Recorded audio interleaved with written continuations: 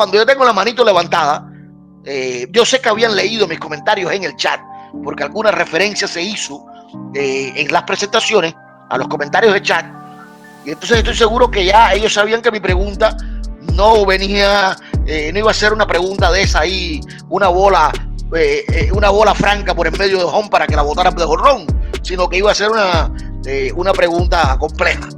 Y con la manito levantada, y la moderadora dice: oh, nadie va a preguntar, no veo manos levantadas. Y yo abro mi micrófono y digo: no, yo tengo la mano levantada desde hace como 15 minutos. Y entonces me dicen: bueno, pues toma la palabra.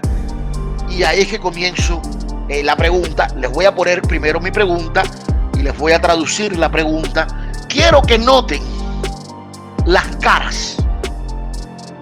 Las caras cuando yo hago la pregunta. Perfect.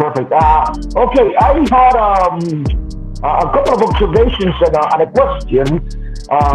First off, Tania said that Black Lives Matter chose to side with the white supremacist leadership instead of with Black lives. I think that's a great oversimplification because we need to understand. I mean, I think Black oppression needs to be understood not as just a particular government against Black bodies. It is a relation of the way the patriarchal capitalist society has always oppressed Black people and people of color, and to just view the Cuban government as the oppressor of people of color and not view the global oppression to which the people of color in Cuba are also affected by this global oppression, including the blockade, which is a lot more than a myth. As she also referred to the myth of the blockade, it's not just a myth, and this is where I'm going with my question, because we talked about change in Cuba, and since that we are ignoring nearly 200 years of really 200 years the injerencia of American interference in Cuban affairs, trying to corrupt Cuban politics. Let's not remember, because the way sometimes I hear people speak here is as if the Cuban Revolution was born as this deformed, malevolent, caricaturesque dictatorship with the idea of oppressing people. Let me finish my question. Okay, thank you, Tania. I'm not done with the question, real quick. I'm changing the question. Rather than understanding it as a process that has also been deformed and made this way by so-called American democracy and the way it's acted upon it. And now to present the idea of this multi-party liberal democracy as real democracy, when even here in the US, we see that the will of the people does not reflect in actual policy. What exactly are you offering the Cuban people that it's not, that does not become the typical liberal democracy that there is in the rest of Latin America, where the form of democracy? Okay, thank you. I think we do have our question. We need to make sure that we're able to hear from a couple of people. So Tania, I believe that was directed at you, and I think you got some sense of what direction the question was going in, if you'd like to respond. It was kind of... Oh, sorry, Tania, you're on mute. You're on mute. On mute. Can you hear me now? So it was a little hard for me to understand, but I want to clarify one thing. I never said the white supremacists in the Cuban government. I said the Black Lives Matter supported white privileged men over brown and Black people. That's very different. I've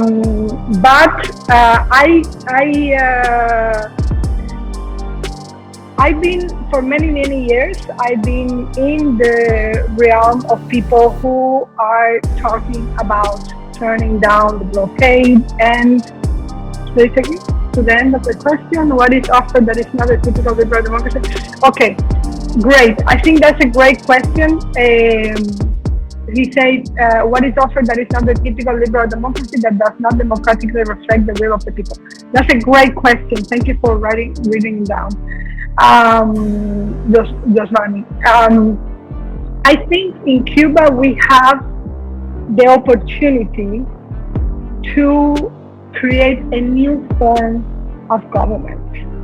The fact that we are 60 years behind the world, the fact that we saw how the end of communism happened in Eastern Europe, we have seen the way in which in the United States also democracy at some point did not work when you had Donald Trump, and all the loopholes that democracy can have to hide in non-democratic issues and social injustice and so on. I think what will excite me, exactly, it has not worked for 100 years, yeah. What excites me with Cuba in terms of politics is, first of all, trying to detach the future of Cuba from the United States.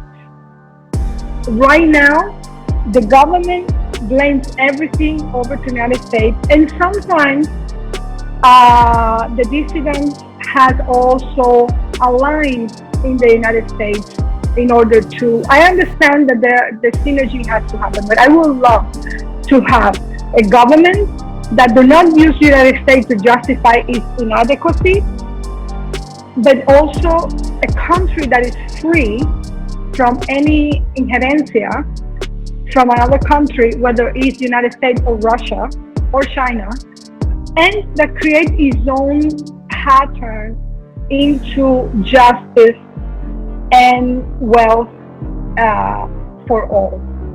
So I wish that in Cuba there is a liberal format, but that there is a council of people, a group of people in power that works over expertise, that creates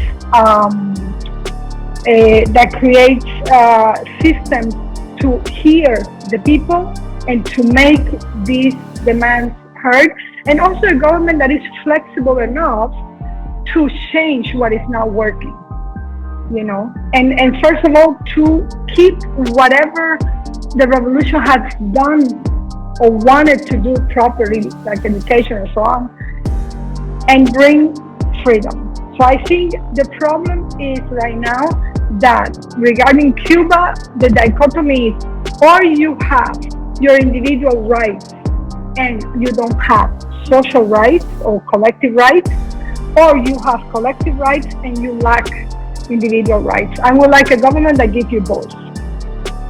Great. I don't know if that answers your question. No, mira, hay algo clave en lo que ella dice. Yo quiero un país que esté separado del discurso de la injerencia de los Estados Unidos. Esa es una Pero demagogia. es que eso no es un deseo, eso es una realidad. Eso es una realidad que Cuba está donde está hoy, producto de eso. Que fue, por eso es el preámbulo que le hago a la pregunta. ¿Cómo tú quieres lograr lo otro sin resolver este problema? El problema inicial tenemos aquí, es el pecado original, el problema de todo, el huevo que antecede a la gallina, ¿no? Ahí tenemos el asunto, es la injerencia americana.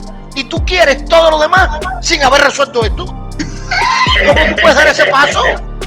Te das cuenta yo que quiero ir a la luna. Hay o un engaño muy grande, es decir, haciéndose los locos adrede para engañar al pueblo por las prebendas que tienen, o un desconocimiento de historia y de política inmenso, que en el caso de ella es posible.